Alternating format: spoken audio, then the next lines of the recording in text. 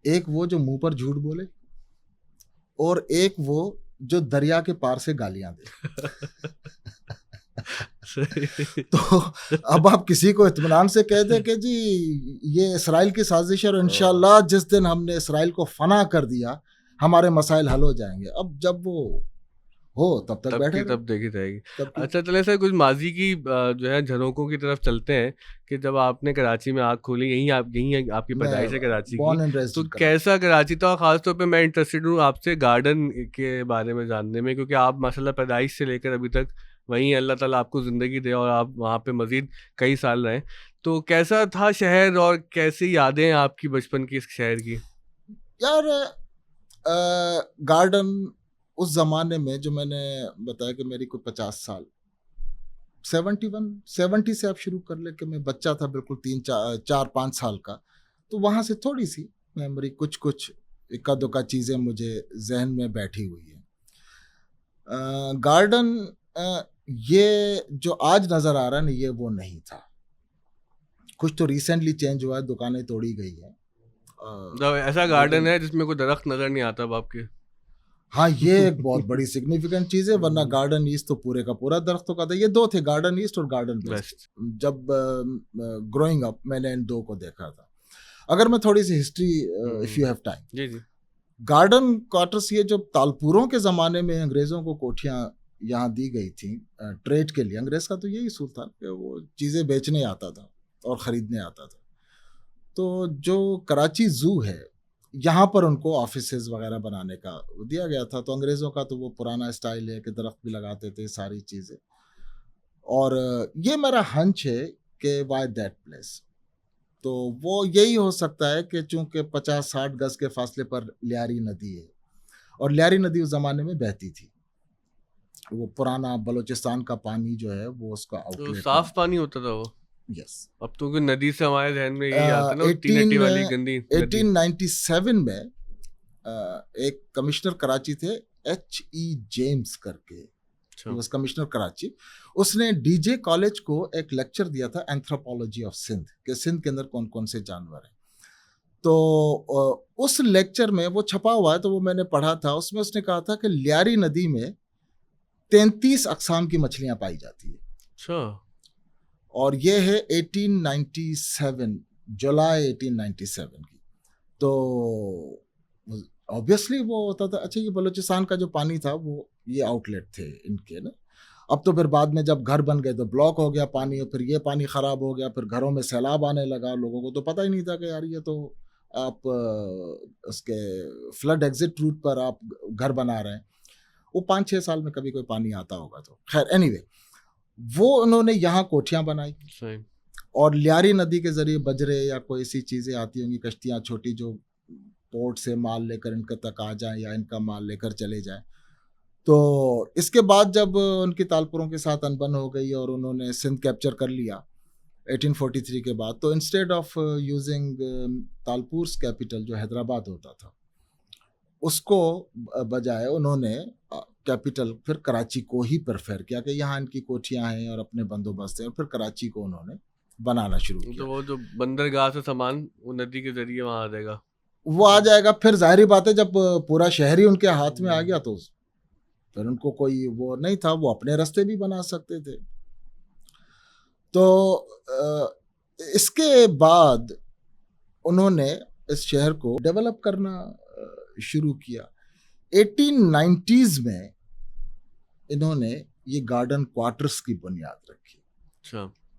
और उस यानी अगले कोई 30-40 सालों तक जो शहर बनता रहा, इवन 20वीं सदी के इब्तिदा तक, तो वो शहर क्या होगा मेरे ख्याल में, आप शुरू कर ले खारादर या झुना मार्केट तो बहुत बड़ी मार्केट था। खारादर और मीठा दर से आप स्टार्ट कर लें, टावर से, और मेरे ख्याल में मामा पारसी स्कूल तक, अच्छा, तिब्बत सेंटर तक मैक्सिमम। ये जेल रोड तक भी, ये जेल तक नहीं, ये तो सारे बाद में है। 1848 में शायद पहली पुख्ता सड़क जो बनी है वो बंदर रोड बनी है, ये मैंने पढ़ा है। ये बनी है बंदर रोड मीन्स पोर्ट। तो क्यामाड़ी से लेकर और आई एम सॉरी मैं क्या माड़ी कहता हूँ, मुझे वालिदैन ने यही बताया था अच्छा, की अच्छा। माड़ी नहीं है। नहीं, सही तलफ़ुज़ यही है जो आप मैंने जो पेरेंट्स हाँ। से जो उनसे सुना था वो हाँ। क्या माड़ी कहते थे। अब अच्छा। उन्होंने अंग्रेजों ने किया को KEA ओह! से अच्छा, लिखा हाँ। और फिर हमने KEA को उर्दू में पढ़ लिया उसको, की तो की माड़ी। माड़ी कर दिया। तो वो क्या माड़ी हाँ। कहते थे घर में हमारे। क्या माड़ी से लेकर और पहला बना है पुख्ता सड़क जो बनी है वो इस वक्त जो निशात सिनेमा है यहाँ तक, इसका नाम रखा गया था बंदर रोड। फिर दूसरा इन्होंने इसको फेज को बढ़ाया है बंदर रोड से समवेयर अराउंड गुरु मंदिर। सही है, तो हमारे स्कूल के पास आ गया, सही है। जी, हुँ। तो गुरु मंदिर तक इसका नाम रखा गया था बंदर रोड एक्सटेंशन। अच्छा, अच्छा, अच्छा। इसके बाद फिर उन्होंने तीसरा फेज कोई आगे तक बनाया है, या सॉरी निशात सिनेमा से समझ ले नुमाइश तक, सही, दैट वाज बंदर रोड एक्सटेंशन। सही। और इसके बाद इन्होंने आगे बढ़ाया है गुरु मंदिर तक, हाँ, उसका नाम था 43rd कांग्रेस रोड। सही। फिर बाद में इस पूरी सड़क को उन्होंने बंदर रोड ही कर दिया हाँ, था। ये मशहूर हो गया। और 1848 में कराची म्यूनसिपैलिटी ने एक रेजोल्यूशन पास किया था कि इसके ऊपर जो दिए जलाए जाते हैं मिट्टी के तेल के, उससे शहर में आलूदगी फैलती है।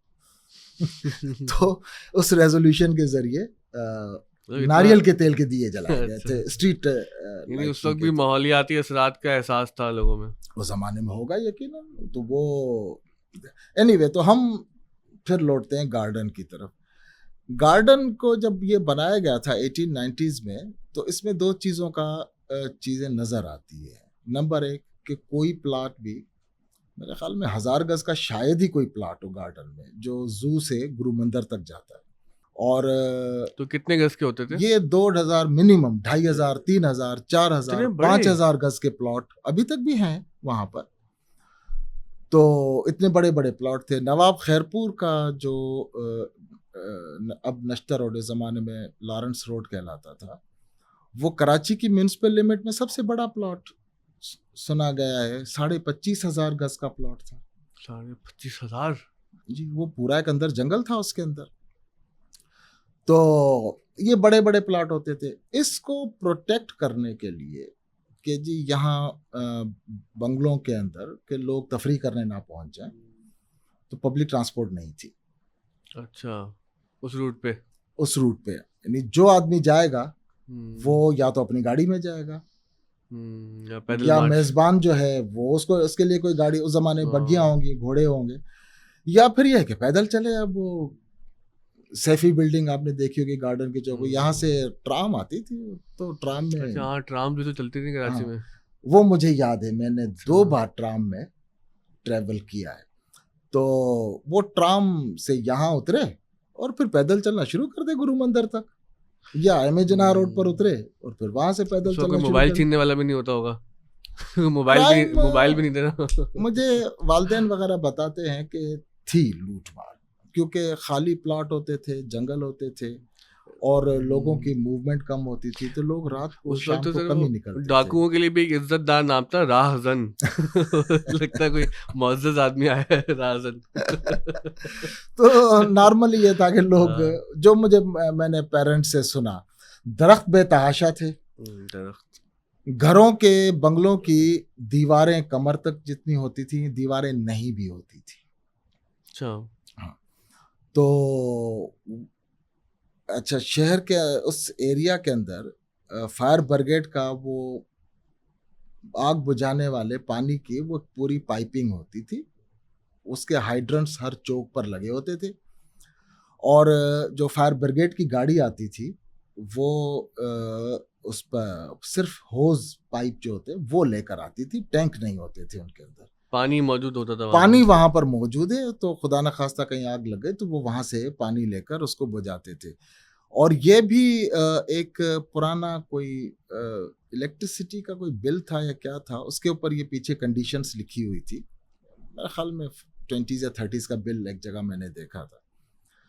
तो उसमें ये लिखा हुआ था कि जी अगर आपके घर की दीवार बनी हुई है तो फिर फायर ब्रिगेड जो है वो इतने मिनट में, 10 मिनट या 9 मिनट कुछ इस पीरियड में आग बुझाने के अपने प्रॉमिस का पाबंद नहीं होगा। अच्छा, अगर दीवार नहीं है तो 9 मिनट तो में वो बुझा 9 देंगे? मिनट या 10 मिनट जो भी टाइम था, Whatever time इतना ही है, टाइम था, सही इससे है। ज्यादा नहीं था। लेकिन दीवार है तो है फिर तो फिर पाबंदी है। वो वो अपने प्रॉमिस का वो हाँ। पाबंद नहीं होगा। अगर दीवार नहीं है तो वो आपके इतने मिनटों में आग आपकी Right. बुझा दी जाएगी या इतने मिनट में वो पहुंच वो जाएगी। दीवार वो हिंड्रेंस है, वो ऑब्स्टिकल है, इसलिए हो सकता है कि आई डोंट नो कि क्या हाँ। रीजन है, कि हो सकता है कि उसका एक्सेस अंदर गाड़ी ले जाना, घरों के अंदर कोई या ऐसा वो तो हाँ सही, इशू हो, could be पाइप anything। ले जाने हाँ, में कोई पानी चीजें सही। आ रही हो तो तो दीवारें नहीं होती थी। दीवारें नहीं होती थी और इतने चौकीदार भी नहीं होते थे। अच्छा, even up to 80s, mid 80s तक इन्हीं गलियों में मैं रात को 3 बजे 4 बजे आना जाना लगा रहता था। दोस्तों के साथ बैठते थे, कहीं बैठ गए। और ये इलाका 70s, मिड 70s या उसके थोड़ा बाद तक चले, वेरी अर्ली 80s तक, लेट 70s अर्ली 80s तक, प्री पार्टीशन जो इलीट है सिंध की, बल्कि पूरे पाकिस्तान की, वो इस इलाके में रहती थी। सही, इसलिए उनके बड़े बड़े घर हैं और वो बड़े बड़े घर हैं मतलब उनके, आउटर वॉल्स भी नहीं है। इवन सब अभी पंजाब के हमसे बात रऊसा कर रहे थे के कि लंदन वगैरह में हमने देखा है ना कि वो घर बड़े होते हैं तो फिर बाहर जो प्रॉपर्टी है वो मार्क कर देते हैं, वो हाँ छोटी बहुत फेंसिंग कर देते हैं, दीवारें बाहर की नहीं होती यहाँ। एग्जैक्टली, यहाँ भी रेल लगे होते थे। वो जो रेलवे ट्रैक होता है ना, उसका एक जी। पीस गाड़ दिया जाता था कॉर्नर पर, निशानी के तौर पर। निशानी के तौर पर, कि जी इस तरफ भी आपकी जमीन है और इस तरफ भी आपकी जमीन है, बाकी अल्लाह अल्लाह, खैर सला खुला मैदान है। ये फिर दीवारें जो मेरे वालिदैन ने मुझे बताया, तो वो 51 के बाद फिर सारे घरों की दीवारें आना ये शुरू, पाकिस्तान बनने के 4 साल बाद, 3-4 सालों के बाद ये फिर एक ट्रेंड हुआ। तो फिर सब लोगों ने दीवारें खड़ी कर दी। पुरानी एलीट थी। 80s के बाद सबने बेचा और निकलते चले गए। अब तो फ्लैट हैं, कंक्रीट बिल्डिंगें जंगल बनी है। हुई हैं, दरख्त कट गए। अच्छा, लेकिन फर्क इतना पड़ा कि जो अर्ली पीरियड में जो फ्लैट बने हैं, 1-2 बिल्डिंगें हैं, वो 2 मंजिला 3 मंजिला इमारतें हैं, वो बाउंड्री वॉल के अंदर बनी हुई है। सही। यानी गाड़ी अंदर चली जाएगी, साथ में पार्किंग का स्पेस है, या बच्चे खेल रहे हैं, लोग बाहर निकल कर बैठ भी सकते हैं। और इसके बाद जो बिल्डिंगें बनी हैं, वो तो भाई वो बाउंड्री वॉल के ऊपर दीवार खड़ी करके अंदर उसके अंडरग्राउंड पार्किंग दे दी। गैलरियां जो हैं वो बिजली के तारों के बाहर लटकी हुई हैं। मेहमान आकर जो है वो 30 फीट की गली के अंदर पार्क कर रहा है, इधर भी बिल्डिंग इधर भी बिल्डिंग, बीच में पैदल चलने जितनी। वो बकौल मुश्ताक यूसुफी के लाहौर की गलियां इतनी तंग हैं कि अगर मर्द और औरत आमने सामने आ जाएं तो बीच में सिर्फ निकाह की जगह ही बचती है। तो यहाँ पर लिटरली यही हो गया है कि अब गाड़ियां इधर भी खड़ी हुई हैं, उधर भी खड़ी हुई हैं। अगर एक औरत और मर्द सामने आ जाए तो सिर्फ निकाह की गुंजाइश ही बीच में बचती है। तो वो एक नॉस्टैल्जिक होता है कि यार याद आता है। तो सर, ये जो दरख्त वाली आप बात कर रहे हैं, ये बड़ी अहम है। मुझे याद है एक दफ़ा मैंने आपसे बात करते हुए जिक्र किया था कि मैं स्पेन गया तो मैंने वहाँ पर वो फलदार दरख्त देखे। तो आपने बताया था कि आपके वो एक जो है वो बुजुर्ग हैं, उन्होंने गवर्नर साहब को किसी को मशवरा दिया था कि भाई फलदार दरख्त लगाया करो। तो उन्होंने कहा कि नहीं, लोग तो ये तोड़ तोड़ के ले जाएंगे। तो ये क्या वाकया है कराची का कि हमें कोई भी फल देने वाली, कोई भी फ़ायदा देने वाली चीज़ पसंद नहीं आती, उसको हम काट के फेंक देते हैं?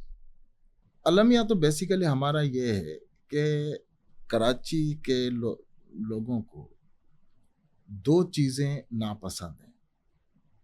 ये मैं तंजिया बात कर रहा हूँ, मैं कोई रिडिक्यूल नहीं कर रहा, एक बात कर रहा हूँ। एक तो हमें मट्टी नज़र नहीं आनी चाहिए, जहाँ मट्टी होगी वहाँ सीमेंट का फर्श बनाएंगे। और दूसरा, हमें आसमान नज़र नहीं आना चाहिए, जहाँ आसमान आएगा वहाँ छत डाल देंगे, ताकि ज़मीन का मैक्सिमम यूटिलाइजेशन हो। वो जो आपने बात की, वो मेरे मुर्शिद थे पीर गुल हसन लवारी शरीफ के सज्जादा नशीन थे, वो गार्डन में ही रहते थे। तो उन्होंने ऐसे ही एक बार कहा था कि आप ये जो 70s में जब कराची में एक वो चला था ट्रेंड, पीपल्स पार्टी गवर्नमेंट थी और बॉटल पॉम लगाए गए थे दरख्त शहरों के अंदर। तो उन्होंने कहा था कि आप बॉटल पॉम क्यों लगा रहे हैं, आप फलदार दरख्त लगाएं। तो उन्होंने कहा कि हमारे पास वो मैकेनिज्म नहीं है कि फल को लेना सिक्योर करना। तो उन्होंने कोई मसला नहीं है, बॉटल पॉम से तो कोई फल नहीं मिलेगा, वो फल लगा दे, परिंदे खाएंगे, लोग आएंगे। तो कहा कि जी लोग तोड़ देंगे। तो पीर साहब ने कहा कि तोड़ लें भाई, खाएंगे ना, वो खाएंगे, किसी के काम आएगा। नहीं तोड़ेंगे तो परिंदे खा लेंगे। आप एक बेफल दरख्त लगाकर उससे आप क्या हासिल करना चाहते हैं? अब तो खैर वो बॉटल पाम भी नहीं रहे, वो भी वो खत्म हो गए। मैंने इस पर एक चीज़, एक दोस्तों को मैंने मशवरा दिया था कि हम कराची या कराची के बाहर जाते हैं, कराची के लोग अक्सर ठट्टा की तरफ चले जाते हैं, इधर उधर घूमने चले जाते हैं, तो आप 20, 25, 30, 50 रुपए के यार बीज ले ले, बाहर जा रहे हैं, जहां खाली मैदान नजर आ जाए आपको, कोई भी हो, रिगार्डलेस के किसका है, आप ऐसे ही बीज फेंक दें उसके अंदर, आपका 50 रुपए का खर्चा है, और उनमें से अगर एक बीज भी दरख्त बन गया तो आप अंदाजा करें कि आपके उसको क्या, कितना उसको फायदा होगा। हाँ, हदीस में है तो खालिदन अजर के भी है दरख्त उसका, लगाना भी हाँ सदका सवाब जारिया सदका है, जारी सवाब है, का और जब तक काम वो है। साया देता रहेगा या उससे कोई फल हासिल कोई करेगा। फल हासिल करेगा, और कुछ नहीं तो यार परिंदे ही खा लेंगे। सर ये कराची की तो अगर हम मतलब एक ये जो मल्टी कल्चरल मल्टी एथनिक एक जब ये कम्युनिटी बनी है और 51 में आप बता रहे हैं कि दीवारें अब खड़ी होना शुरू हो गई थी, तो फिर आप किस तरह से देखते हैं कि यहाँ का जो मंजरनामा बदला है और यहाँ की जो समाजियात बदली हैं, उसमें वो कौन से बड़े बड़े मुहर्रिकात थे कि जिसने कराची को फिर बदलना शुरू किया? क्योंकि हम तो रोमांटिसाइज करते हैं ना पुरानी चीज़ों के, बड़े अच्छे लोग थे और दरवाजे भी खुले होते थे और वो किसी के घर में भी चले जाओ और वहाँ पे खाना भी खा लेते थे, रह भी लेते थे। तो हमने तो ज़्यादा ऐसा कराची नहीं देखा। तो ये आपने ये तब्दीली देखी है? असल में नजम बहुत से फैक्टर्स आ जाते हैं, पॉलिटिक्स के, लोगों के उमूमी रवैये, और इसके अलावा भी चीज़ें आती जाती, वो बदलती रहती हैं। असल चीज़ ये है कि जो लोग तरक्की तो करते हैं, शहर सोसाइटी कभी जामिद नहीं रहती, वो आगे बढ़ती है। जब लोग तरक्की करते हैं, उनके पास ज़्यादा रिसोर्सेज आ जाते हैं, तो वो अपने लिए ज़्यादा आसाइशों की तलब करते हैं। अब उसमें उनके लिए ऑप्शंस क्या हैं? हमारे यहाँ सिर्फ कोई एक चीज़ जिम्मेदार नहीं है कि जी सियासी पार्टी को आप इल्ज़ाम दे दें, आप गवर्नमेंट को इल्ज़ाम दे दें, या आपके सोशल एटीट्यूड को, कलेक्टिव एटीट्यूड, उसको आप इल्ज़ाम दे दें। इन सब चीज़ों से चीज़ें बनती हैं। तो अब यह है कि लोगों ने जब उन्होंने ग्रो किया, तो क्या वजह है, ये मैं अभी इसको कोई पिन पॉइंट नहीं कर सकता, लेकिन उन्होंने प्रेफर किया, तरजीह दी कि जिस जगह पर वो बैठे हुए वहीं पर रहें। यानी शहर की हॉरिजॉन्टल ग्रोथ नहीं हुई, ये शहर वर्टिकल ग्रोथ में चला गया, ऊपर उठता चला गया। ठीक है, अच्छा, लेकिन इसके साथ फेलियर ये हो गया कि जो इंफ्रास्ट्रक्चर जो है शहर का पुराना, जो 3 लाख 4 लाख लोगों की आबादी के लिए बनाया गया था, बल्कि 1 लाख के लिए बनाया गया था, वो शहर को 10, 12, 15 लाख तक, इवन 25 लाख तक सस्टेन कर गया। 50 लाख तक चले, 81 में 51 लाख पॉपुलेशन थी सेंसस के मुताबिक, तो 50 लाख को किसी हद तक वो सस्टेन कर गए, जो 1-1.5 लाख लोगों के लिए इंफ्रास्ट्रक्चर बना था। लेकिन अब आप 50 सालों में, 40 सालों में आप उसे 4 गुना बड़ा शहर बना चुके हैं, तो वो इंफ्रास्ट्रक्चर सपोर्ट आपके पास नहीं है। कोई 2 करोड़ कहता है आबादी है कराची की, कोई 2.5 करोड़ अब कहता आप है, कहीं कोई भी 3 करोड़ उसको कहता है, कुछ भी 3 कहते हैं। करोड़ कर लें, हाँ। आप जहां भी चले, 1 करोड़ पर तो सब जो है वो 1 करोड़ 20 कलमा लाख पढ़ कुछ, लेंगे ना, हाँ। 1 करोड़ तो है ही है। हाँ। ये भी ज्यादती होगी कराची के साथ 1 करोड़ कहना, लेकिन मसला है कि कोई भी फिगर आप एग्री कर ले, वो भाई बहुत ज्यादा है, 100 टाइम्स सर, मोर देन लेकिन द एक्चुअल इस शहर के साथ जुल्म देखें कि आज तक सही बंदों की तादाद भी नहीं गिन के देते, तो रिसोर्सेज क्या देंगे, सड़क क्या देंगे, पानी क्या देंगे, वो कहते हैं अब तो मैं गिनेंगे भी कम। नहीं, मसला ये होता है कि ये सारी चीज़ें रिलेट करती हैं सोशल एटीट्यूड के साथ। अगर मुझे शक ये पड़ जाए कि आप सही नंबर नहीं देंगे, ठीक है, तो मेरा एटीट्यूड डिफरेंट हो जाएगा। आपको ये शक पड़ जाए कि आप सही नंबर दे दें, मैं लिखूंगा ही नहीं, तो आपका एटीट्यूड डिफरेंट हो जाएगा। फॉर्म 45 वो हमारे यहाँ 47 में हुआ है। बस वो जो क्राइसिस ऑफ ट्रस्ट हमारे यहाँ जो चल रहा है ना, ये उसका भी बड़ा रोल है हमारे यहाँ। क्या आप कुछ भी कर लें, गिनना तो हम नहीं है। गिनना तो हम नहीं। तो सर आपने कराची की खबरें भी बहुत अरसा लगाई हैं, इनफैक्ट अभी भी लगाते ही हैं आप। तो क्या यादें हैं कराची की खबरों के हवाले से, क्योंकि आपने द न्यूज़ में बहुत अरसा काम किया, ट्रिब्यून में कर इससे रहे हैं, पहले उससे भी पहले मैं भी। रहा। एक खबर मैंने लगाई थी मजेदार कि आज कराची में कोई किलिंग नहीं हुई। अच्छा, ये खबर लगाई है आपने? एक छोटी सी खबर हाँ, ये लगाई है मैंने। क्योंकि जब 13-14 लोग मर रहे थे दिन में, उस वक्त की यार बात होगी। ज्यादा मर रहे थे, ज्यादा। 20, 25, 30, 40 लोग डेली बेसिस पर। तो ये एक छोटी सी खबर 94 की बात है, एक फाइनेंशियल पोस्ट अखबार होता था, उसमें हमने एक बार लगाई थी कि आज कि कराची nobody में कोई died। मरा नहीं है।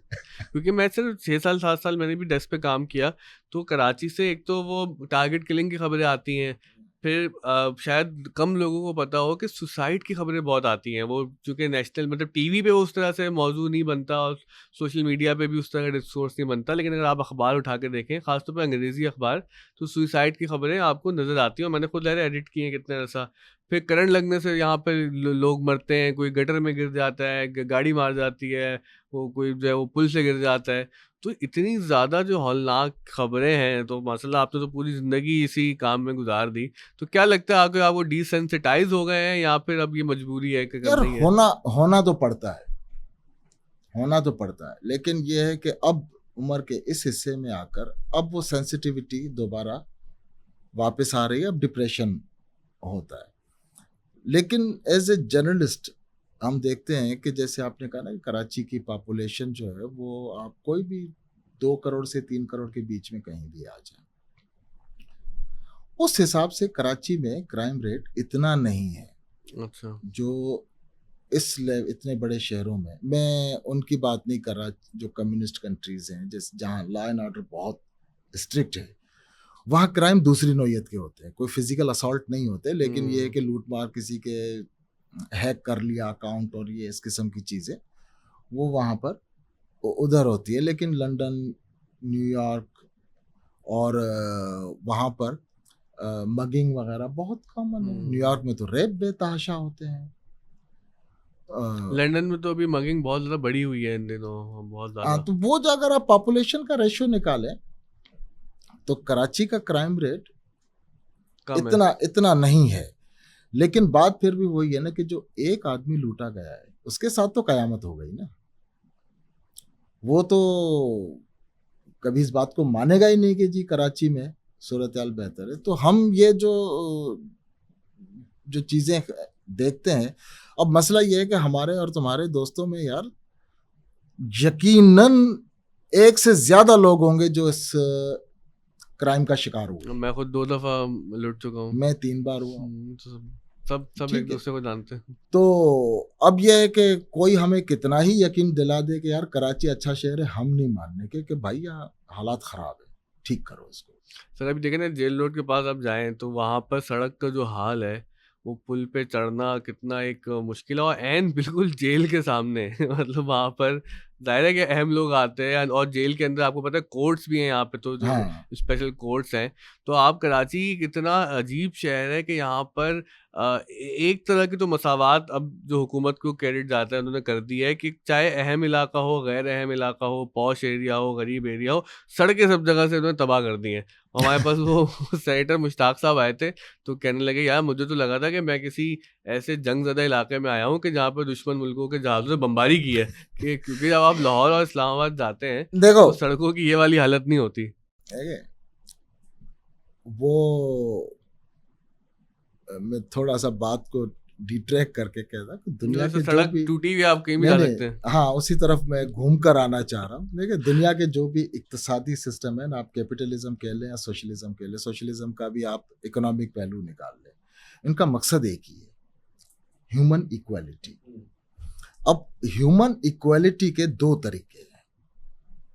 वो ये है कि या तो सबको अमीर कर दें, जो इस वक्त मौजूदा चाइना का मॉडल है कि सबको अमीर कर दो, वही कोशिश यही है, हाँ, अपलिफ्ट करें सबको। और दूसरा तरीका है कि सबको गरीब कर दो जो पहले जो सोवियत यूनियन करते थे ना, कि सोवियत यूनियन और चाइना जो माओ वगैरह के जमाने में नेशनलाइज कि सब चीजें नेशनलाइज कर दो, किसी के पास कुछ भी ना हो, कुछ भी ना हो किसी के पास, सब नौकरियां करें। हमारे भुट्टो साहब ने भी एक्सपेरिमेंट किया था। वो बहुत लेट एक्सपेरिमेंट था, तो वो इतना ज्यादा चला नहीं। तो वो यही शायद मसावात पर है। लेकिन बात ये है कि सक्सेसिव मार्शल के ज़माने में जो उनके होते हैं ना, बड़े छोटे छोटे से टारगेट होते हैं। मार्शल की गवर्नमेंट जो होती है वो डेली बेसिस पे चलती है, और इस डेली बेसिस पर जनरल ज़िया 11 साल निकाल गए, मुशर्रफ साहब 9 साल निकाल गए। तो उन्होंने जो ट्रेंड लोगों को दिया, अब वो पेटी गोल्स में उनके सामने कोई लॉन्ग टर्म प्लानिंग नहीं थी कि यार आज अगर है तो चलो सड़क यहाँ को छोड़ो यार, फलां जगह ज्यादा शोर हो रहा है, सड़क वहां बना दो। तो या ये लोग जो हैं यार ये जरा शोर कर रहे हैं बेटा, इनकी जरा गटर लाइन को इग्नोर कर दो, खुद ही आएंगे मेरे पास, समथिंग लाइक दैट। तो ये चीजें फिर वो पाइल अप होता चला गया काम, और ये फिर 20, 25, 30 सालों में इतना पाइल अप हो गया कि अब आप पूरे कराची को खोदे बगैर, रीड्रॉ किए बगैर अब आप वो नहीं कर सकते। फिर उसके ऊपर जो इन्फ्लक्स हुआ है लोगों का, शहर के ऊपर जो लोग आकर इकोनॉमिक माइग्रेंट्स जो आए जा रहे हैं, अच्छा, अब उसके अंदर हो ये रहा है कि लोग तो आकर कहीं भी बैठ गए, उनकी जो सोशल सिक्योरिटी की कास्ट है कि उनको पानी देना है, बिजली देना है, सड़कें देनी है, ये सिंध गवर्नमेंट के पास चली, उनके पास जा रही है। वो लोग जो कराची से कमा रहे हैं वो कराची में टैक्सेस नहीं दे रहे या पैसे कराची में खर्च ही नहीं कर रहे, वो अपने आबाई इलाकों में अपने आबाई इलाकों में रिपेट्रिएट कर रहे हैं। उनका काम ही ये है कि ज्यादा से ज्यादा पैसे कमाए, घर वालों को भेजे। इकोनॉमिक माइग्रेशन जैसे होती है, मिडिल ईस्ट जाता है, एक पाकिस्तानी यूरोप जाता है, पैसे बचाकर वो वहां पर बहुत कम खाता है, एक कमरे में 8 आदमी बैठकर रहते हैं। यहाँ भी 20 लोग देखे मैंने, और बेचारे ऐसे कि जो हफ्ता सिर्फ नूडल्स खाते हैं उबाल के, मैंने अपनी आंखों से देखे। तो कराची में भी यही हो रहा है। तो वो कराची का जो रहने वाला है, जिसने अपना मफाद कराची से वाबस्ता करके रखा हुआ, वही तो कराची में खर्च करेगा। आप जाएं शॉपिंग मॉल्स में देख लें कौन लोग होते हैं शॉपिंग करने वाले, वही है जो जिन्होंने कराची को अपना घर बना के रखा हुआ है। लेकिन सर अब अगर हम यूँ देखें ना कि ठीक है लोग आए जा रहे हैं, लेकिन रियासत की जिम्मेदारी है, जो आप फरमा रहे थे कि हॉरिजॉन्टैलिटी नहीं है कि नए शहर बसाना या किसी मैकेनिज्म की तरह से इन्फ्लक्स को डील करना। ज़ाहिर शहर तो सबका है, मैं उस वाली बहस में नहीं जा रहा, वो तो बहुत ही जाहिलाना सी बहस है कि कराची सिर्फ कराची वालों का है। फिर दूसरी तरफ बात चली जाएगी, हम तो अग्री करते हैं, मतलब हम तो उस नुक्ता निगाह की मजम्मत करते हैं कि भाई कि ये गलत बात है, कराची पूरे पाकिस्तान का है। लेकिन ये कि एडमिनिस्ट्रेटिवली जिस तरह से अब वो एक बड़ी कंट्रोवर्शियल सी बात है कि जैसी बात हो कि भाई कराची को एक नया सूबा बनाया जाए या एक नया एडमिनिस्ट्रेटिव यूनिट बनाया जाए, अलग चीज तो उसके अंदर वो ना वो सिर्फ सियासी बहस बल्कि वो एक एथनिक बहस भी इन्वॉल्व हो जाती है। चलो उसको भी हम छोड़ देते हैं। लेकिन एक बात तो आप मानेंगे ना कि जो बल्दियाती इंतखाबात का मसला है, यहाँ पे जो बल्दियाती इख्तियारात का मसला है, उसमें पीपल्स पार्टी ने एक जुर्म ये ज़रूर किया कि 18वीं तरमीम में सूबाई हुकूमतों को एम्पावर किया, जो कि बहुत अच्छी बात है। ये तो जुर्म नहीं था, ये तो अच्छी वाला पार्ट था। जुर्म ये था कि जो ग्रास रूट लेवल तक आगे जो इख्तियारात की मुंतकली होनी थी वो तो उन्होंने नहीं होने दी। देखें, ये थोड़ा सा एक फिलोसॉफिकल क्वेश्चन है, अब थोड़ा सा इंटेलेक्चुअलिज्म भी तो करेंगे ना सर। पाकिस्तान 4 सूबों ने बनाया है, ठीक है। मैं ये समझता हूं कि पाकिस्तान सूबों का बाप नहीं है, सूबे पाकिस्तान के पेरेंट्स हैं। 4 हो गए, ठीक है, इंशाल्लाह कश्मीर भी आ जाएगा तो वो 5वां सूबा बन जाएगा। सूबे जो है इन्होंने पाकिस्तान बनाया है। अब सूबे जो है ये रेजिस्ट कर रहे हैं अपनी एंटिटी को बचाने की कि जी हमने पाकिस्तान बनाया, आप हमें ख़त्म नहीं कर सकते। अब सूबों का जो इंटरनल मामला है वो आप हमें डील करने दें। 18वीं तरमीम बेसिकली इसी तरफ एक अटेम्प्ट है कि सूबे जो हैं वो उस पर कायम रहे अपनी एंटिटी जिन्होंने पाकिस्तान बनाया है, और वही पाकिस्तान चलाएं भी, उनका राइटली हक मिले, एनएफसी अवार्ड मिले, उनको पैसा मिले, जो भी है उनको मिले। अब इंटरनली सूबों ने कैसे चलना है वो वफाक जो है वो डिक्टेट नहीं करेगा, उसका अपना दायरा इख्तियार है, इनका अपना दायरा कार है। तो ये इस फिलॉसफी के तहत वो ये क्या था। बाकी तो पॉलिटिक्स आती है ना, लेकिन प्रॉब्लम ये है कि जब पॉलिटिक्स आती है तो आप पॉलिटिकल राइट को एक्सेप्ट करें, ठीक है, आपके हलके से आपकी पसंद का उम्मीदवार नहीं जीता और आपका मुखालिफ जीत गया, तो आप इसको एक्सेप्ट तो करें ना। बिल्कुल, जैसे मौजूद माशरों में आज जम्मूरियत में हमेशा होता है। यही होता है कि यार ठीक है, आपने लोगों तक एक बात पहुंचाई, लोगों ने आपकी बात से एग्री नहीं किया, लोगों ने आपके मुखालिफ उम्मीदवार थे उनकी बात से एग्री किया, उसको दे दिया, चलो जी अब 5 साल मेरे पास है, मैं 5 साल अपना वर्जन जो भी है उसको इम्प्रूव करूंगा। तो ये जो बेसब्रापन हमारे यहाँ आ जाता है, ये भी प्रॉब्लम है। लेकिन सर 5 साल पूरे भी तो करने नहीं देते ना, जैसे मैं आपने वही कहा कह कि रहा वो हूँ ना कि वो तो बेसब्रापन तो होता डे है टू ना। डे बेसिस पे जिया साहब ने 11 साल निकाल लिए, मुशर्रफ ने 9 साल निकाल 9 लिए, साल निकाल लिए, कोई और बेचारा प्राइम मिनिस्टर पूरा नहीं कर सका 5 इवन साल। इवन पॉलिटिकल गवर्नमेंट भी हर रोज यार कुछ पता नहीं कब मार्शल लॉ लग जाए, भाई आज का हाँ, दिन तो निकालो। आज के दिन तो निकालो। तो वो अब तो खैर उनमें वो अदालतों का मसला भी आ गया कि वो गिलानी साहब को जो चीफ जस्टिस साहब ने निकाल दिया है, नवाज शरीफ को हाँ। साकिब निसार साहब ने निकाल दिया। तो अब ये है कि वो पॉलिटिकल गवर्नमेंट वो 2 जगहों से डरी हुई थी।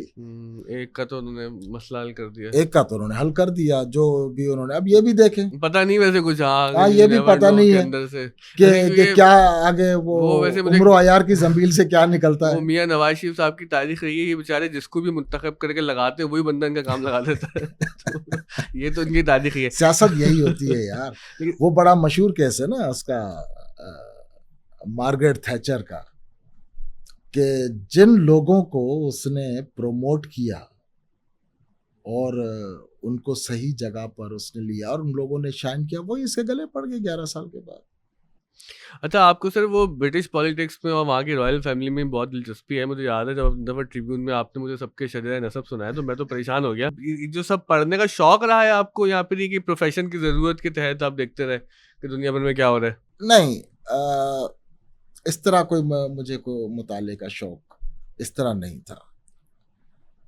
चीज़ें पढ़ता था तो वो जहन में रह जाती थी। मुझे एक चीज़ अलबत्ता ये था कि जब वो चीज़ें मैं कोई चीज़ पढ़ता था तो वो एक एनालिसिस में उसका करता था और एक कंक्लूजन ड्रॉ करता था, और अक्सर वो अहमकाना होते थे। मैं बच्चा था या थोड़ा सा बड़ा हो गया तो फिर वालिदैन वगैरह में उनको बताता था कि ये इस तरह खबर छपी है, तो वो मुझे करेक्ट करते थे कि बेटा इस तरह नहीं है, बेवकूफ़ी की बात है। तो वो एक एनालिटिकल माइंड तो था। तो वो आगे चलकर वो मतलब होन होता चला गया, जहन और डेटा फिर बढ़ता चला गया। फिर लड़कपन में मुझे हिस्ट्री की चंद किताबें वो नज़र आई, वो मैंने पढ़ी इमरान सीरीज के साथ, इब्ने सफ़ी के साथ साथ। और ये बता दें कौन सा वाला इमरान है, पाबंदी ना इमरान लफ्ज़ पे आजकल। ये हैं भाई अली इमरान इब्ने सफ़ी के, और वो मैंने उम्र अयार भी पढ़ा। खैर, तो उसके साथ जब हिस्ट्री पढ़ी तो हिस्ट्री मुझे थोड़ा सा वो रंगीन चैप्टर लगा, मेरा इंटरेस्ट उसमें हुआ। फिर मैं इस्लामिक हिस्ट्री, यूरोपियन हिस्ट्री, वो चीज़ें मैं पढ़ता चला गया। तो फिर बहुत सी चीज़ें वो बैठी, और कुछ वाक़यात, हालात जो इधर उधर पढ़े थे तो वो रेफरेंस मेरे फ्रेश होने लगे और वो चीज़ें मेरी समझ में आने लगी कि ये इस तरह हुआ था। फिर इंटेलेक्चुअल लोगों से, उनसे जब बातचीत होती थी तो वो अपना एंगल उसके अंदर बयान करते थे कि ये इस तरह हुआ था और ये इस तरह हुआ था। तो इस तरह फिर चीज़ें इंटरेस्ट हो गई। अब तो खैर बहुत सी चीज़ें मैं भूलता भी जा रहा हूँ। लेकिन ये मुताले का ना शौक ना होने के बावजूद इतना पढ़ लिया। अब तो लोग मुताले का शौक होने के बावजूद इतना नहीं पढ़ पाते जो आप सब बता रहे हैं। नहीं, अब वो बेसिकली मोड चेंज हो गया। अब मैं कोई फिल्म देखता हूँ, कोई टीवी एपिसोड देखता हूँ, या कोई भी कोई चीज़ एक रेफरेंस आ जाता है तो मैं उसको कंप्यूटर पर बैठकर विकिपीडिया में पढ़ता हूँ उसको, ठीक है। और विकिपीडिया के नीचे अक्सर आपने देखा होगा कि रेफरेंसेस डले हुए होते हैं। तो एक दो वेबसाइट्स हैं जहाँ आपको वो सारे किताबों के और उनके PDF मिल जाते सही।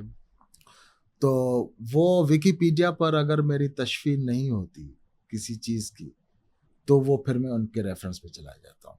मेरा एक हमेशा उसूल रहा है कि जब भी कोई चीज़ आप पढ़ें किसी चीज़ को, तो उसका काउंटर आर्ग्यूमेंट भी ज़रूर पढ़ें। यानी आप मज़हब के बारे में पढ़ते हैं, किसी भी मज़हब के बारे में, तो उसका एंटी जो थीसिस है उस आर्ग्यूमेंट का, वो भी ज़रूर पढ़ें और फिर आप एनालाइज करें अपने तौर पर कि क्या हुआ है। वो जो स्टैंडर्ड तरीका है, थीसिस, एंटीथीसिस और फिर सिंथेसिस, तो पूरा प्रोसेस पूरा करें। मैं कोई साइंटिफिक टर्म में नहीं जा रहा, लेकिन ये है कि मैं जब कोई चीज़ पढ़ता हूँ तो कोई ना कोई उसके एंटीथीसिस, कोई ना कोई लिंक मिल जाता है, तो वो थोड़ा सा पढ़कर उसको भी कि जिसके मुखालिफ में ये लिखा गया है, तो अब एक्चुअल हुआ क्या होगा, वो मैं अपना जहन बना लेता हूँ, समझने की कोशिश करता हूँ, और बाज़ औक़ात गलत एनालिसिस भी हो जाते हैं मेरे। तो आपको तो मीडिया इंडस्ट्री में कितना वक्त हो गया टोटल का? ये समझ लें कि 40 साल होने को। 40 साल? हाँ, इनफॉर्मल। तो अब जब when you look back at your journey, तो अब कैसा महसूस होता है कि जो 40 साल गुजारे हैं मीडिया में, ये क्या था सब ये? मतलब अब ये है कि जब मैं जब प्रोफेशन में गया था, तो जो मेरे असातिज़ा थे प्रोफेशन में, तो मैं बड़ी हैरत से उनको देखता था कि चीज़ें उनके फिंगर टिप्स पर हैं कि जी फ़लाँ सियासतदान फ़लाँ ने इस मौके पर ये किया था। अब वो उस वक्त उनको 40-50 साल हो गए थे जर्नलिज्म में, और मैं कहता था यार मुझे तो पता ही नहीं कि ये आदमी कौन है। तो अब मैं बिल्कुल खामोश बैठा रहता था।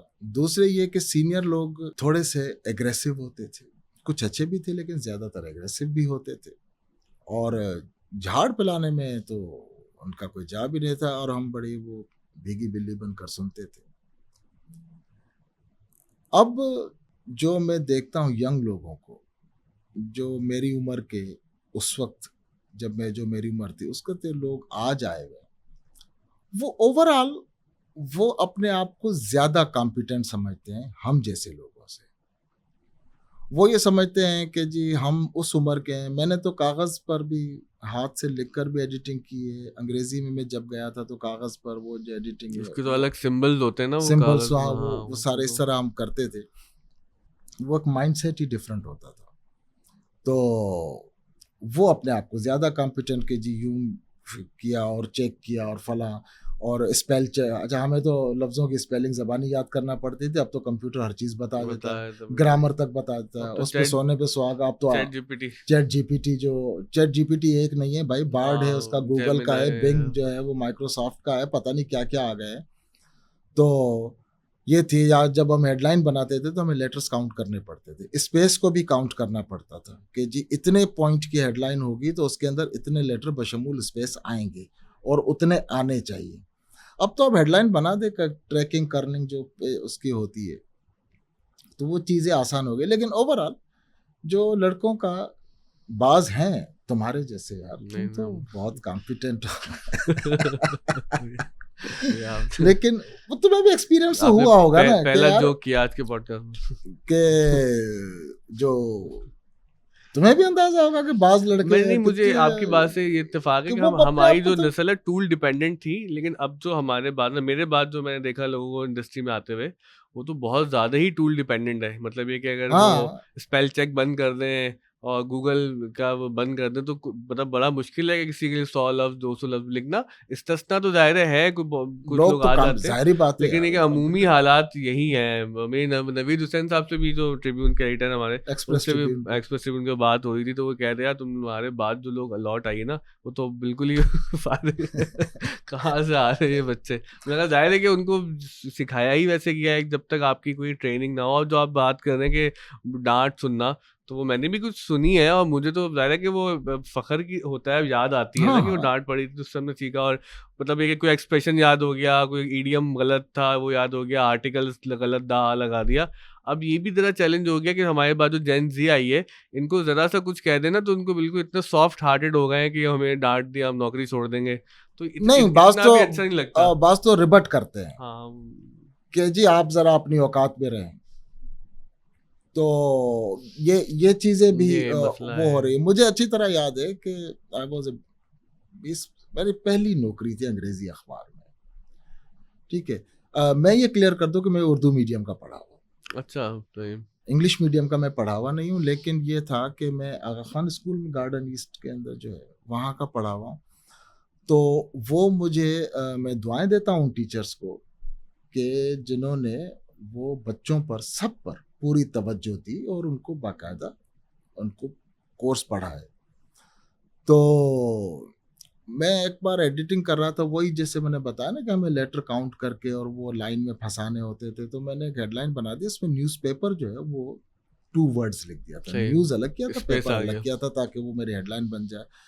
तो वो एक जो शिफ्ट इंचार्ज जो हमारे यहाँ टर्म इस्तेमाल होती है कि जो अखबार का वो पूरा वो देख रहा होता है, तो उसने बड़े ज़ोर से पूरे 11-12 लोग बैठे हुए थे कि ये किसने हेडलाइन बनाई है न्यूज़पेपर वाली।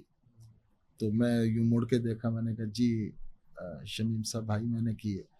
तो यूँ अखबार यूँ फेंक कर कहा कि न्यूज़पेपर 1 वर्ड होता है, ठीक करो उसको। अब वो 1 वर्ड करने के चक्कर में मेरी तो पूरी हेडलाइन उड़ गई। अब वो फिर मुझे वो उस तरह बनाना पड़ा, लेकिन वो लफ्ज़ भाई आज तक मुझे याद है कि 1 वर्ड और 2 वर्ड में क्या फ़र्क है? क्या हाँ, फ़र्क है। बिल्कुल। अच्छा, अब तो ये भी एक बड़ा मसला हो गया है कि लोग इसको संजीदा ही नहीं लेते। मतलब क्या हो गया? अरे भाई क्या हो गया? मतलब आप अगर आप एक प्रोफ़ेशन में हैं जिसमें काम आपका ज़बान का है, तो आप ये तो नहीं कर सकते कि जो है लुग़त के हाँ, खिलाफ चलें। ये कुछ अल्फ़ाज में होता है कि वो 1 वर्ड और 2 वर्ड दोनों मुस्तअमल होते हैं। वो एक चलें अलग बहस है। ये तो सर वैसे आगे मज़ीद मसला बढ़ेगा, क्योंकि ना मीडिया इंडस्ट्री में उस तरह की ट्रेनिंग्स भी नहीं होती हैं, उस तरह की तनख़्वाहें भी नहीं हैं। तो ये भी जिस तरह से आप कराची यार का मामला देखें, बता रहे हैं कॉम्प्लेक्स है, तो ये भी एक कॉम्प्लेक्स मामला बेसिक तो है। बेसिक चीज़ होती है कि आप जो एजुकेशन की फाउंडेशन है ना, वहाँ से आप बच्चे को उठाते हैं, ठीक है। अच्छा, इसके अंदर अब बड़े बुनियादी सवाल आते हैं। मैं पूरे एजुकेशन सिस्टम की स्कूलिंग की बात कर रहा हूँ, मैं किसी स्कूल को सही। पिन पॉइंट नहीं कर रहा। नंबर 1 कि क्या स्कूल के अंदर बच्चे के लिए, छोटा बच्चा ना 6 साल का 7 साल का, उसके लिए आप अट्रैक्टिव माहौल प्रोवाइड कर रहे हैं कि बच्चा शौक से घर से निकले और स्कूल जाए। उसका दिल मैं तो लगे, जाता हाँ। था, क्योंकि आगा खान स्कूल में मेरे दोस्त थे और वो उस कैलिबर के दोस्त थे। टीचर बड़े फ्रेंडली होते थे और वो बहुत सी चीज़ें हमें ऑफ द स्कूल वो चीज़ें बस सिखाते थे। यानी मुझे अच्छी तरह याद है कि देखिए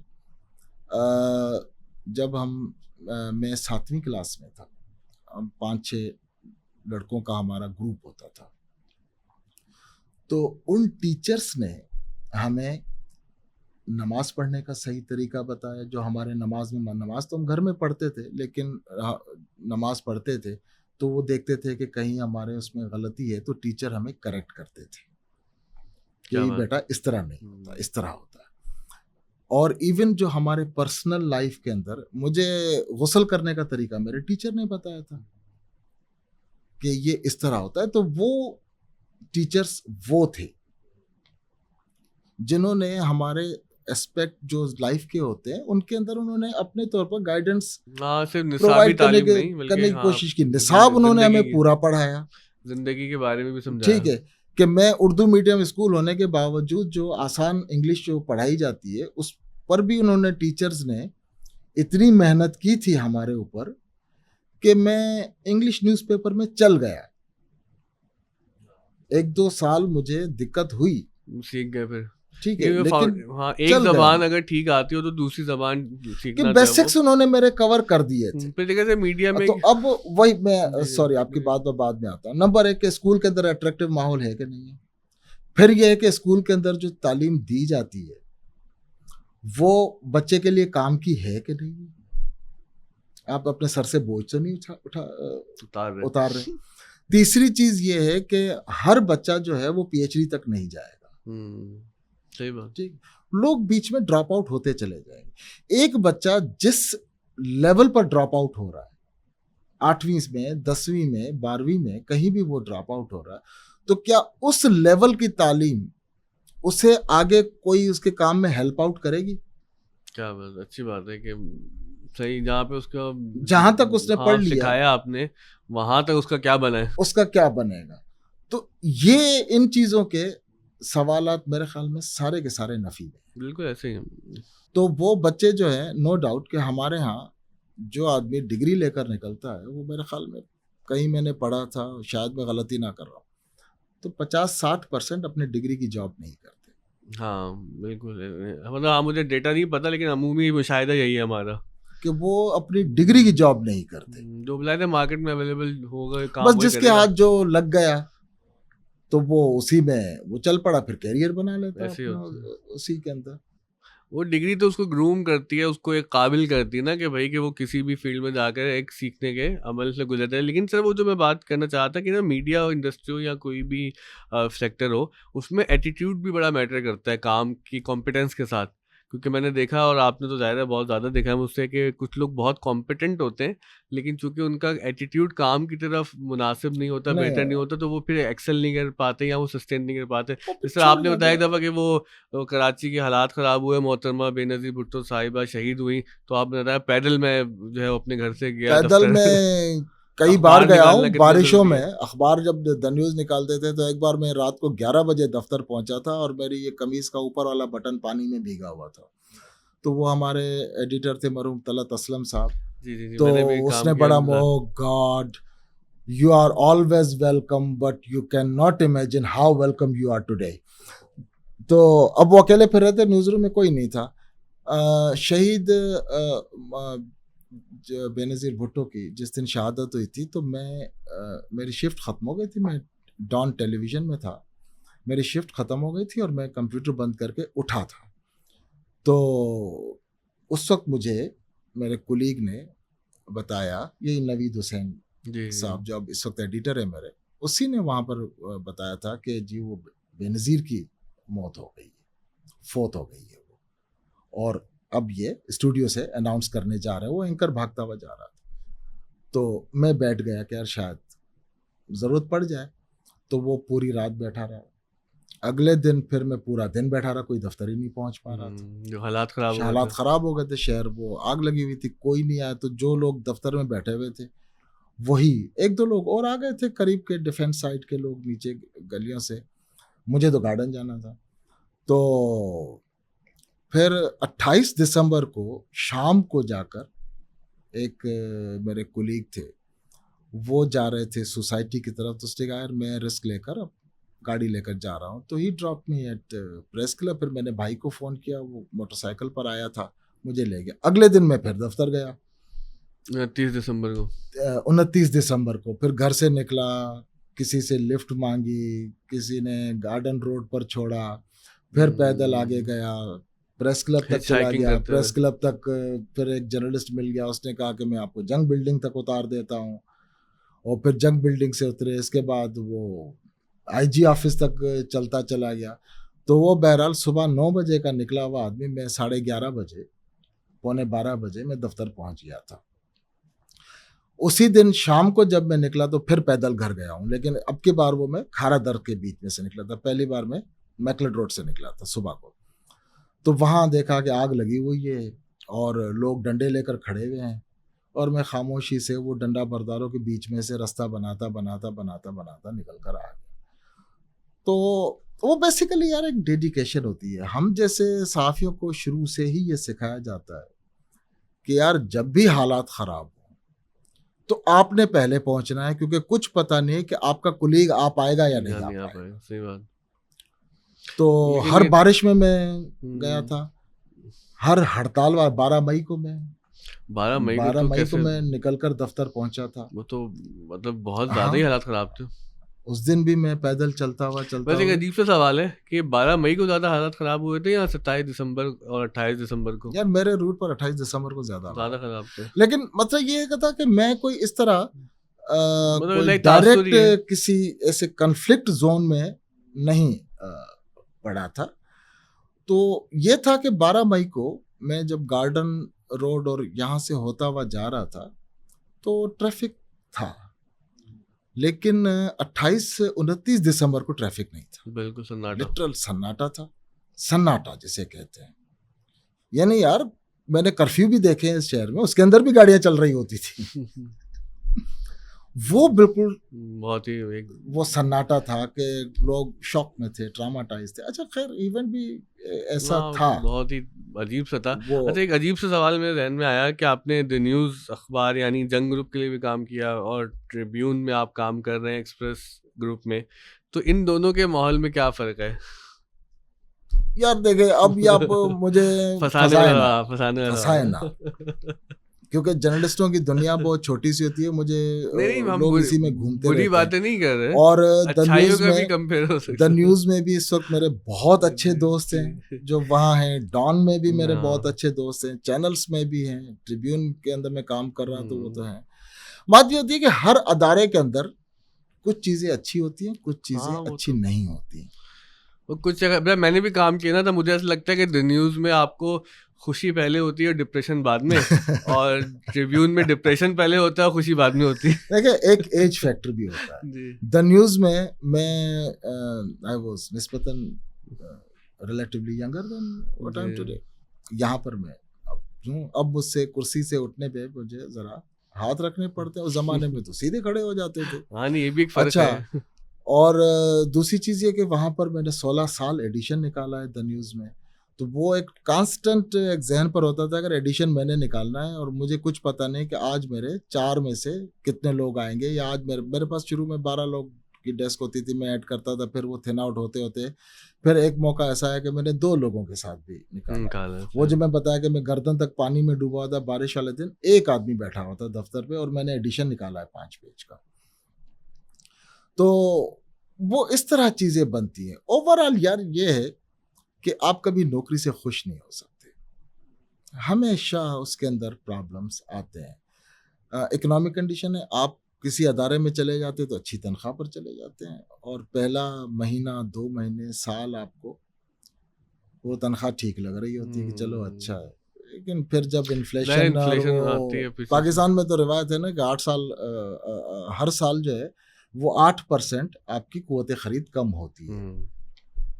अभी पिछले 2 सालों में तो नहीं ज्यादा आप हुआ वो ना, पिछले वो 2-3 तो सालों में अनप्रेसिडेंटेड है। वो अनप्रेसिडेंटेड वो है, ठीक है, लेकिन ये है कि उससे पहले भी 8-9% आपकी कुव्वत खरीद कम होती रही, जो नॉर्मली इन्फ्लेशन की सूरत में होती है या डॉलर डेप्रिसिएशन डॉलर एप्रिसिएशन होता है, हाँ, रुपी हाँ, डिप्रिसिएशन होता है, तो उस सूरत में मिल मिलाकर जो चीज़ों की कीमतें बढ़ती हैं, उस चक्कर में 8 से 9% ये ज़्यादा के ज़माने से चल रहा है।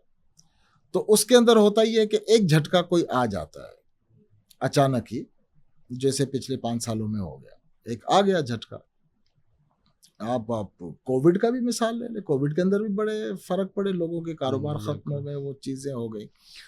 लेकिन बाद लोगों ने बहुत कमाया भी अच्छा, कोविड इसके के अंदर। बाद 5-6 यार अब कमाया तो नेटफ्लिक्स ने, भाई हमने तो नहीं कमाया। नहीं, फार्मा इंडस्ट्री ने ग्रो किया और मतलब इतना पैसे कमाए कि जितने उन्होंने सोचे भी नहीं थे। मुझे एक मेरे बहुत बुजुर्ग दोस्त, उन्होंने एक नसीहत की थी कि ऐसी बात उन्होंने मुझे समझाई कि when preparation meets the opportunity it's luck.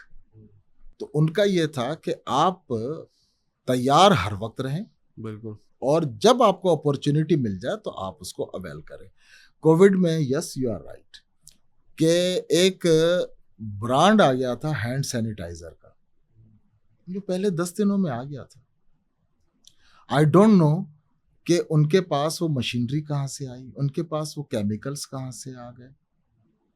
इसका मतलब है कि उनके पास तैयारी तो थी। हाँ वैसे क्योंकि चाइना में तो बहुत पहले आ गया था, चंद महीनों पहले। हो सकता है कि वो स्मार्ट लोगों को नहीं तो पता है यार वो। नहीं, लेकिन मसला ये था कि अभी हैंड सैनिटाइजर का इतना फोर्सफुल अभी कोई चीज चली नहीं थी, मास्क नहीं मिल रहे थे, मास्क नहीं मिल रहे थे, है। वो भी इंपोर्ट करने पड़ गए। लेकिन हैंड सैनिटाइजर जो है वो उस कंपनी का मार्केट मुझे में याद आ है, जाता। मैंने एक मास्क 500 रुपए का खरीदा है कराची से, क्योंकि वो दफ्तर में वो बगैर मास्क के अलाउ नहीं था और वो मिल ही नहीं रहा। मैंने तो 1800 का लिया था N1 मास्क। अच्छा, वो तो वो मतलब फैंसी जो महंगा वाला मास्क है। हाँ, ये सर आप सही कह रहे हैं कि ये 400-500 रुपए तक वो चले गए थे मास्क, फिर जाकर वो मार्केट की कम हुई, गवर्नमेंट ने कुछ किया था सप्लाई वगैरह रेस्टोर करने का। अच्छा, 2 सर सवाल आखिर में। एक मुझे याद आ रहा है कि एक दफ़ा मैंने आपसे पूछा था, और मैं कुछ सीनियर साथियों से ज़रा अजीब सा सवाल करता हूँ कि वो कौन सी खबर थी जिसको एडिट करते हुए आपकी आंखों में आंसू आ गए। तो मुझे बहुत लोगों ने अलग अलग खबरें बताई हैं, मेरे साथ तो कई दफ़ा हो चुका है कि मुझे तो ज़्यादा ही आंसू आ जाते हैं, क्योंकि वो खबरें हॉरिफिक होती भी बाज़ औक़ात इतनी है कि वो दिल थामना मुश्किल हो जाता है। तो वो आपने वो बताया था, वो बालाकोट वाले ज़लज़ले की खबर। यार वो इत्तेफाक है कि वो for the first time ever in my profession I broke down. मुझे नहीं पता यार बयान करते वक्त यहाँ भी वो फिर न हो जाए, लेकिन एनीवे वो ये था कि कश्मीर के अर्थक्वेक में कुछ अरसा गुजर चुका था, 10-15 दिन या कुछ इस तरह था, आई रियली डोंट नो। खबरें तो हौलनाक आ रही थी डेली बेसिस पर बहुत दिल दहला देने वाली वो कहानियां होती थी। ये एक फीचर था कि खबर ये आ गई थी कि एक उनको कहीं साइन मिले। आपको याद होगा कि ब्रिटेन ने कुछ डॉग्स वगैरह भी भेजे थे तलाश करने के लिए, तलाश करने के लिए। वो जो इनएक्सेसिबल एरिया थे ना, छोटे से होल, तो वो उनके अंदर वो चले जाते, कुछ इक्विपमेंट भी थे, तो उनको एक जगह से ना कहीं लाइफ साइन मिले थे। आई डोंट नो कि वो स्नैपर डॉग्स की वजह से हुए थे या मशीनों की वजह से, मुझे इतना याद नहीं है। तो वो अंदर पता ये चला कि वो एक बच्ची है और उसकी सांस चल रही है। तो इन्होंने फौरी तौर पर रेस्क्यूअर्स उनके लिए उतारे, वो बड़ा मसला था। तो इसी दौरान कोई एक्सीडेंट हो गया और एक या शायद 2 रेस्क्यूअर्स मर गए। फिर अंधेरा हो गया, तो उन्होंने डिसाइड ये किया कि अब सूरज हो गया और अब सुबह रोशनी में अटेम्प्ट की जाएगी। तो फिर दोबारा वो गए और उस बच्ची को निकाल लिया। शी वॉज बैडली इंजर्ड, जिस्म की कहते हैं कि कोई हड्डी शायद ही सलामत हो उसकी। उसको फिर हॉस्पिटल ले गए, डॉक्टर ने ट्रीट किया। जिस चीज ने वो डिप्रेशन मेरा पीक पर पहुंचा, वो उसकी आखिरी लाइन थी। और आखिरी लाइन ये थी कि डॉक्टर ने कहा था कि ये बच्ची मर जाती तो ज्यादा बेहतर। अल्लाह, यानी अब ये कभी सीधी नहीं चल सकेगी। एक अल्लाह माफ करे, मुझे नहीं पता कि उसकी क्या जिंदगी है, बच गई नहीं बची, लेकिन वो कहता कि यार ये मर जाती तो ज्यादा बेहतर था। उसके लिए एक अच्छा भला रेस्क्यूअर, वो बेचारा अपने फर्ज की अदायगी में उसने जान दी। लेकिन ये तो एक स्टोरी थी यार। ऐसी कई स्टोरी सर, कई स्टोरियां हर रोज होती हैं। हमें ना यकीनन खुदा की पनाह भी मांगनी चाहिए इन हादसात से, उसका शुक्र भी अदा करना चाहिए कि अल्लाह ने जो जिंदगी दी है हमें, और हमारे सलामत प्यारे है, जो हैं वो सलामत हैं। लेकिन इसके साथ साथ मुझे ना वो एक बात याद आ रही है, वो हमारे उस्ताद हैं, आप जानते हैं उनको, अहमद जावेद साहब। उन्होंने कहा कि जो उस वक्त हमारा कौमी अलमिया है वो ऐसा है कि उनके एक जानने वाले को बातें करने की बड़ी आदत थी। वो बताते कमेंट्री करने की हर चीज़ पे। तो कहते उनको इतनी ज़्यादा कमेंट्री करने की आदत थी कि जब उनकी अपनी जान निकल रही थी तो वो बिस्तर मर्ग पर लेटे हुए थे और वो बताने लगे कि अब मेरे जो है वो पैरों से जान निकल रही है, अब टखनों तक बेजान हो गया हूँ, अब घुटने नहीं हिल रहे, अब बिल्कुल ये जो है वो पिंडलियाँ के ऊपर जो है टांगे शल हो गई हैं, और ऐसे ऐसे करते करते वो चले गए। तो वो कहने लगे ऐसा लगता है कि पाकिस्तान में और पाकिस्तान जैसे मुल्कों में जो हमारी जैसी कौमें हैं, हम भी अपने मरने पर ही खुद नोहा कर रही हैं और अपने आप को बता रही हैं कि अब हम कहाँ तक मर गए हैं। तो देखिए, आप जो खबरों को देखते हैं, पढ़ते हैं, सुनते हैं, तो आप तक वही चीजें आ रही होती हैं जो पीछे न्यूज एडिटर या एडिटर पिक करता है, चूज करता है आपको सुनाने, दिखाने पढ़ाने के लिए। सहाफ़ी जो होते हैं वो आपको अंदाजा ही नहीं है कि वो क्या क्या चीजें देख रहे होते हैं जी, यानी अनफिल्टर्ड, अनसेंसर्ड, वो सारी चीजें आ रही हैं। और यानी मैं जब एडिशन पर होता था, अब मैं नहीं हूँ, अब थोड़ा सा सीनियर हो गया, तो जब एडिशन पर होता था तो तकरीबन 2000-3000 खबरें नज़रों से गुजरती थी, 1000 पिक्चर्स गुजरती थी, फिर उनमें से एक चीज़ वो पिक करते थे कि पिक्चर ये जाएगी, ये खबर जाएगी। 200-250 खबरें लेते थे और उसमें यकीन करें कि बहुत सी खबरें वाकई जो है वो खून खौलाने वाली होती थी। वो मुन्नू भाई का एक जुमला है ना कि पाकिस्तान में शाइस्ता आदमी वो है जो बगैर गाली दिए 15 मिनट अखबार पढ़ ले। आप तो अखबार लिखते हैं हम तो वही है कि 2,500-3,000 खबरें तो हम फेंक रहे होते हैं। मुझे याद आ रहा है आपकी बात से, जब मैं इस्लामाबाद डेस्क का हेड था ट्रिब्यून में, तो बिल्कुल मुझे अचानक से वो पॉपअप हुआ कि वो 1000-1200 खबरों का एक पूरा एक पायल, उसको देखना, उसको फिर जाहिर है कि उसको फिल्टर अंडरस्टैंडेबल करना। बनाना। सबसे पहले तो ये देखना कि है कि ये क्या न्यूज़ वर्दी है, फिर उसकी क्या प्रायोरिटी होगी, फिर उसको अंडरस्टैंडेबल बनाना। तो ये बहुत ही डिप्रेसिव जॉब है, और जो लोग ये जॉब्स करते हैं उनको जाहिर है कि हमारा खराज तहसीन है, और क्योंकि बहुत ज़्यादा डिप्रेशन का सामना जो है डेली होता है। ये डेली बेसिस पर हम्म, होता है। मैंने तो उसका हल यही निकाला है कि भाई मैं दोस्तों के साथ बैठ जाता हूँ और वेंट करता हूँ अपने आप को, जो चीज़ है कह दी, सुन ली, बोल दी, दूसरों की सुन ली, और इसके बाद वो चार्ज जो है ना आपका जो जमा होता है वो फिर निकाल कर और अगले दिन दफ्तर में चले जाते हैं। सर आखिर में आपसे हम ये सुनना चाहेंगे कि हमने बहुत ही ज़्यादा कि अफसरदा बातें भी की, इसमें सीखने की भी बहुत सारी चीज़ें हैं देखने वालों के लिए। आपको सिंधी अदब में से लगाव है आपका, तो अगर कुछ शाह साहब का कलाम या कुछ जो आपको सिंधी शायरी पसंद हो, तो वो हम सुनना चाहेंगे आपसे। यार सच मुझे कोई चीज़ कुछ तो याद आपको इतनी चीज़ें नहीं याद है, है आप कि सुनाते रहते इस हैं। तरह कोई अब एक आध कोई शेर किसी हाँ, का भी। एक आधी शेर सुना दें।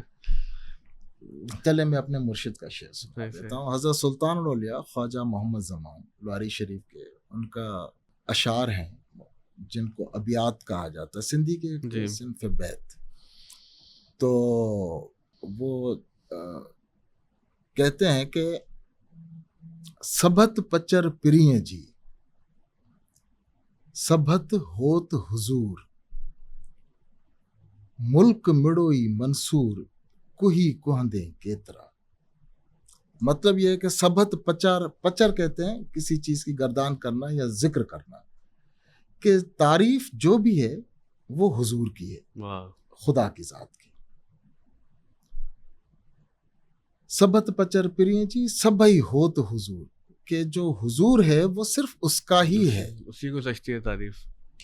ये मुल्क जो है, यानी जो सूफिया और उनकी अंबिया की जो जमात है, ये सब मंसूर के मानंद है। तुम कितनों को कंडेम करोगे? वाह। वो उनकी तसव्वुफ पर उनके बड़ी डीप उनके फिलोसॉफिकल वो शायरी है, छपी हुई है, आप चाहें तो अच्छा, उनको। एक बात जो मैंने आखिर के लिए वो बचा के रखी हुई थी, वो जब हम दफ्तर से निकलते थे तो आपके घर जाते हुए कुछ वाक़यात आप सुनाते थे, तो आपने वो एक वाक़या सुनाया था, वो एक करीम के ड्राइवर का, कि जो हर लाल सिग्नल को वो ज़रूर सुनना है आपसे।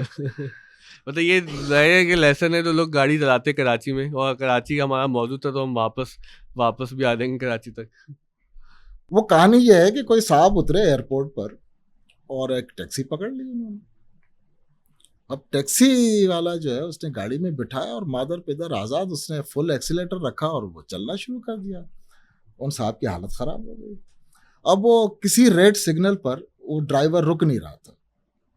वो जो भी रेड सिग्नल था वो पूरी 100, 150, 200 किलोमीटर जो भी स्पीड थी उसी स्पीड से गुजर रहा था। तो वो उसके बेचारे मुसाफिर की हालत ख़राब हो गई कि ये मरवाएगा। तो एक जगह उसने देखा कि वो अगला सिग्नल ग्रीन हो गया था। तो अब वो समझा कि यार वो रेड पर ये इस तेज़ी से निकला, यहाँ तो पता नहीं क्या करेगा। तो वो सीट वीट को पकड़ कर और बैठ गया कि कोई उसको लगे। तो उसे वो हैरत हुई बड़ी कि वो ड्राइवर ने गाड़ी की स्पीड स्लो की, ग्रीन सिग्नल पर आकर रुका और वो पहले दाएं देखा, ट्रैफिक नहीं आ रही, बाएं देखा, ट्रैफिक नहीं आ रही, फिर बहुत आराम से वो गुजर के चला गया, फिर स्पीड पकड़ ली। तो इसे बड़ी हैरत हुई कि यार ये क्या माजरा है। तो उसने रहा नहीं किया, उसने ड्राइवर से पूछा कि यार रेड सिग्नल तो बड़े आराम से तोड़ते हुए आ रहे थे, ग्रीन सिग्नल पर क्यों रुके? तो उसने कहा कि वो साइड वाला रेड सिग्नल था और मेरे जैसा बेवकूफ़ कोई वहां से भी आ सकता था। तो this is Karachi for you. बल्कि मुझे सर वो अचानक से ना याद आया कि हमने 9th क्लास में सिंधी पढ़ी थी, तो मुझे रट्टा लगाने पर काफ़ी जो है वो उबूर था। तो अच्छा, वो मुझे वो अचानक से कुछ शेर सिंधी के याद आए। मैंने वो अपने वो नोट्स में इसलिए याद किए थे कि बोर्ड के एग्ज़ाम में लिखने होते थे। अब वो मैं गलत पढ़ूँ तो उसकी आप इस्लाह कर दीजिएगा। वो ऐसे कुछ था कि हिक बई सा हिकारत छाजी, इंसानन सा नफ़रत छाजी, कीनो साड़ कदूरत छाजी, मजहब पुंजो प्यार बनाओ सुखजो को संसार। तो ये जो है अल्लाह करे कि हम कोई सुख का संसार बना सकें, और ज़्यादा कि हमें अपने शहर से मोहब्बत है, हमें अपने मुल्क से मोहब्बत है, तभी यहाँ की तकलीफ और यहाँ के मसाइब पर हम कुड़ते रहते हैं। हम जैसे लोगों ने यहाँ से जाना कहाँ है, इस शहर में पले पड़े हैं, यही शहर है। अब ये हमारे ऊपर है कि हम इसको जन्नत बना कर रहते हैं या जहन्नुम बना कर रहते हैं, ये तो हमारे ऊपर है। वो एक गाना है ना, वो जीना यहाँ मरना यहाँ, इसके सिवा जाना कहाँ। आजकल मेरा फेवरेट क्वेश्चन ये हुआ है, मेरा कहीं पाकिस्तान से बाहर जाना हो या कराची से बाहर दोस्तों से मिलना हो, तो वो ऐसे सवाल नहीं करते कि तुम कब मूव कर रहे हो कराची से, सवाल ये होता है तुम क्यों नहीं कर रहे, तुम क्या बेवकूफ़ आदमी हो। तो मेरा भी एक पेटेंट जवाब हो गया कि हाँ मैं बेवकूफ़ आदमी हूँ, मैं कराची से कहीं नहीं जा रहा, क्योंकि यही हमारा शहर है, यही हमारा घर है। मैं इसलिए नहीं गया कि मैं मायूस कभी नहीं हुआ, हो जाएगा, ठीक हो जाएगा, कोई कभी ना कभी कहीं ना कहीं, maybe in our lifetime, maybe in our. वो मैं आपसे सवाल इसलिए नहीं कर रहा है कब ठीक होगा, वो फैज़ अहमद फैज़ के बारे में आता है कि एक नौजवान ने उनसे सवाल किया कि फैज़ साहब इनकलाब कब आएगा, तो फैज़ साहब ने कहा अभी तुम्हारी उम्र ही क्या है आ जाएगा। यार इनकलाब से पहले बहुत से लोगों को जुलाब आ गए, लेकिन इनकलाब नहीं आया। तो बहुत बहुत शुक्रिया सर, आपसे बहुत अच्छा लगा बात करके, और उम्मीद है कि हम ये पॉडकास्ट का सिलसिला इसीलिए आगे चला रहे हैं कि हमारे देखने वालों तक ज़िंदगी की कुछ ऐसी बातें भी पहुँचे कि जिससे निसाबी सरगर्मियों के अलावा कुछ ज़िंदगी के बारे में हम सीख सकें, और कुछ ऐसी चीज़ें सीख सकें जिससे हम खुद को भी बेहतर करें और अपने आसपास को बेहतर करें। बाकी हमारे स्कूल के लिए दुआ कीजिएगा, माशाल्लाह 3000 तलबा तालिबात पढ़ रहे हैं माशाल्लाह, बहुत अच्छे, काफ़ी सारे नोबल कॉज, हाँ लेवल्स पे पढ़ाई भी हो रही है और चीज़ें सीख भी रहे हैं सारे। तो यहाँ पे बच्चे हैं स्टूडियो में कंटेंट बनाते हैं, एडिट करते हैं, चलाते हैं, तो उनको भी कहीं ना कहीं जॉब्स मिल जाती हैं।